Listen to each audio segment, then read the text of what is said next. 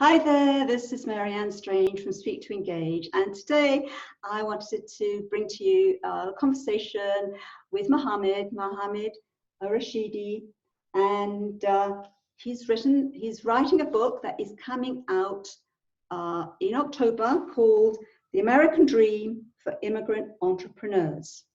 So I wanted to have a chat. You probably know Mohamed from the Facebook group, Speak to Engage Tribe, and this will help you get to know him a little bit more. So, Mohamed, tell me a little bit, I'm intrigued by the title, but tell me a bit how long you've actually been in the States.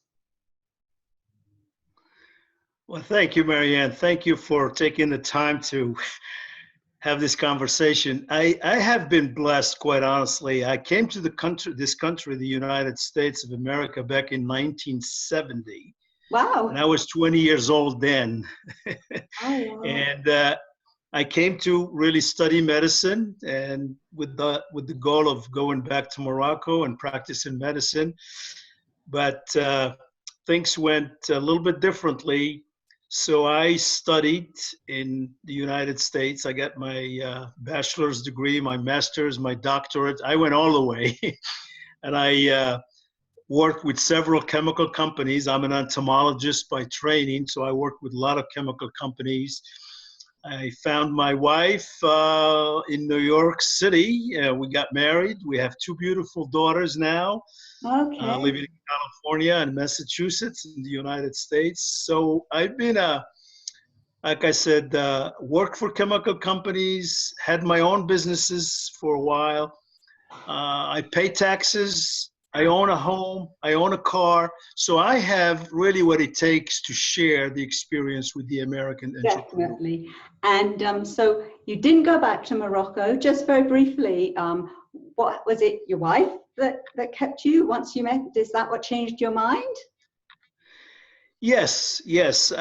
My hope was really to establish myself in this country and raise a family.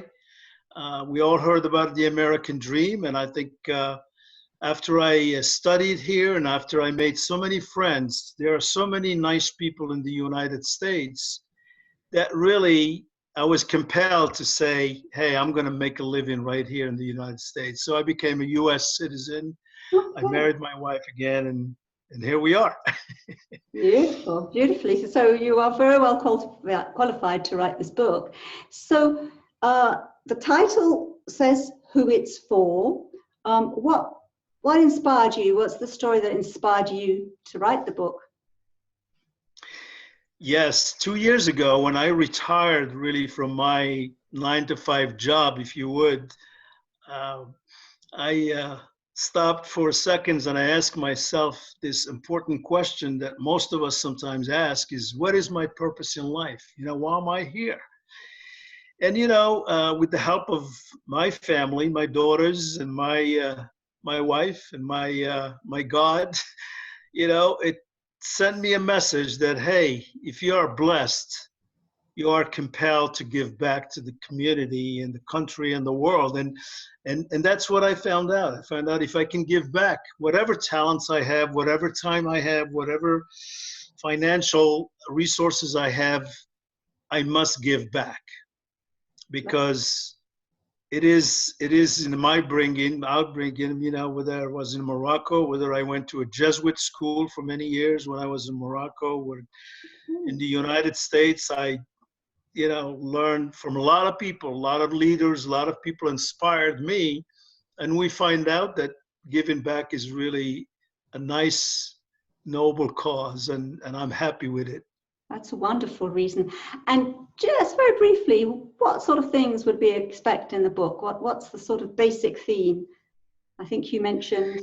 The basic theme really of theme of the book is there are quite a few fundamental building blocks for any immigrant who would like to come to the United States or to any country, as a matter of fact, to really be able to assimilate and adapt in this new homeland.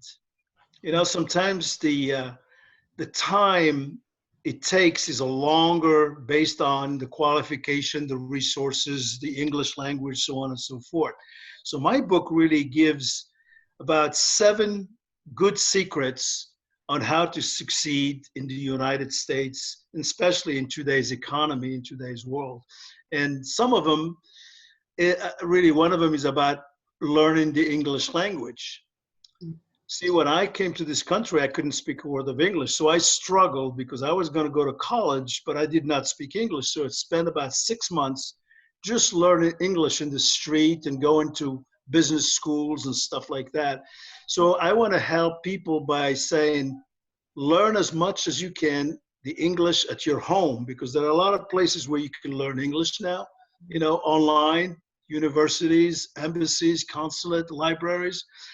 Learn as much as you can before you come to the United States. So when you come here, you focus on what's important, your work or your school or your business. So you don't have to spend a lot of time wasting time and money learning English, you know, That because it sounds takes great. at least 6 months to a year to really master Yes. enough of the language, as you know. I mean, it's not easy, but it can be done. I've done it, so you've done I it recommend. very well. You sound very American now. So that's Thank great you. advice, really. Start, once you set foot on America, start with, in a sense, an advantage over many other immigrant entrepreneurs. And so it sounds to me as if it's a bit of a toolkit to prepare those immigrant entrepreneurs to get a successful life in wherever they choose to, in an English-speaking company. But obviously, America is the primary experience that you can share with them, but they're similar. Great. So before we go on to where to find it, I know that you've got also a charity that you've set up. Just tell me a little bit about what it's about and the background story, just briefly, because it's quite interesting. Yes, thank you for asking that question, Marianne. When I grew up, really, I grew up poor. My dad died and left us, my mom and 5 other brothers and sisters, and we struggled. I could remember my mom struggling, and I had a dream at that time that when I grow up, I would like to really help poor children, either building schools or building hospitals. And when I retired 2 years ago, and I came to this purpose, that I started really thinking, how can I generate funds and raise money to be able to help? And writing a book is one of them. The proceeds, most of the proceeds will go toward that. I've also started thinking about a couple of other ideas and opportunities that can help me raise money, you know, to be able to support that foundation. So Brilliant. the Rachadi Associates Foundation will be primarily a family, you know, foundation, but it will be raising funds and be able to locate programs and other charities that are really working specifically with children, whether they're poor children or sick children all over the world, as much as we can. I know it takes a lot of money to do those things, but as I always say to myself, start with little school and a little hospital somewhere in the country, in the farming community where nobody goes. And if you do that, if I do that, then it would have really fulfilled my dream. So thank you for asking about the foundation. That's very exciting. That's a great dream in itself. That's wonderful. So that moves us on to, yes, where to find the book. Yes, actually, we've been really promoting our book on Facebook, on Instagram, LinkedIn, Twitter, but we also have a specific link for a website, our website. It's simply www.rachadiassociates.net. And when visitors go, they can find how to get the free copy of the book if they are immigrants, or if they are non-immigrants, but they know people who are immigrants who would like to get a free copy of the book, they can do that. All we ask really is to provide us with a street address and a telephone number so we can follow up when we mail the the copy of the book via express mail. So that's what we ask. We don't try to solicit emails or anything, but if people want to join us for the newsletters, they can do so. In there, they can also find information on the foundation, but they could also find a little story about myself, about my family, how I made it here and what I did, and also some of the other partners that we are associated with that help us generate funds again for this purpose. Yeah. Okay. No, that's lovely. www.rachadiassociate.net, but I'm sure you'll post it somewhere, right? Sure, rachadiassociates.net. I'll pop that in at the bottom. And just to finish off, as you've written the book, it's due out in October. How long did it take you to write? And rather than maybe the systems you used, what are some tips you'd give us, would-be writers? Any would-be writers or writers that feel that it seems too much effort at the moment? Any tips from you? You know, it's a good question, Marianne, because it took me almost 50 years to write my first book, because every time I started way back with a paragraph or a chapter, I always put it aside and forget about it.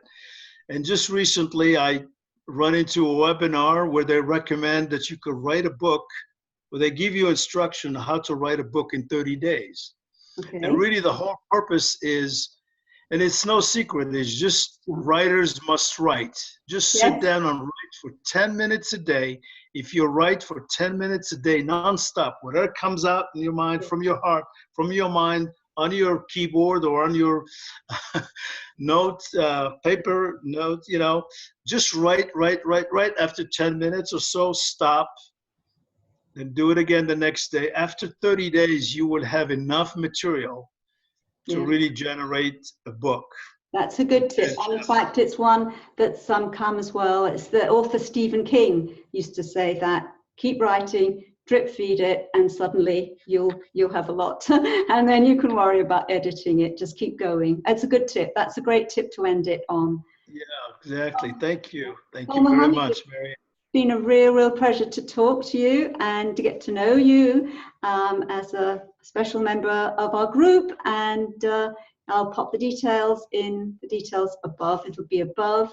And thanks very much for taking the time out for this chat that we've had. Thanks very much. My pleasure. My pleasure. Thanks, guys, for watching.